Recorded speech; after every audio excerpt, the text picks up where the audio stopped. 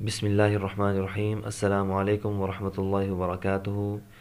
मुअज़्ज़ज़ सामीन, आज की इस वीडियो में मैं आपको सिखाऊंगा सूरतुल बक़रा की आयत नंबर 165 और 166 लफ्ज़ ब लफ्ज़ तजवीद के साथ। आप भी इस वीडियो को गौर से सुनें, मेरे पीछे रिवाइज़ करें। उम्मीद है वीडियो के एंड में आपको ये दोनों आयत तजवीद के साथ पढ़ना आ जाएंगी।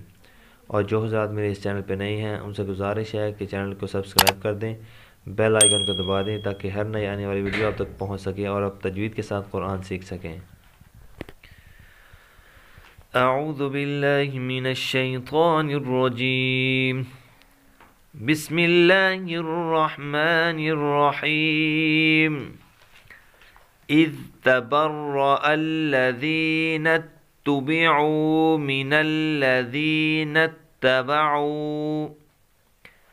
إذ تبرأ الذين اتبعوا من الذين اتبعوا ورأوا العذاب وتقطعت بهم الأسباب ورأوا العذاب وتقطعت بهم الأسباب.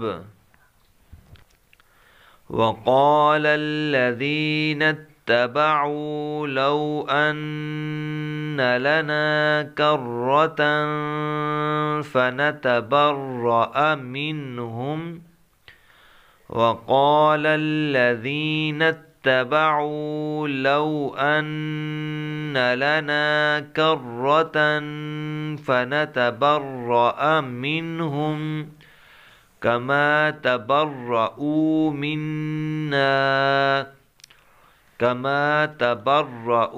منا كذلك يريهم الله أعمالهم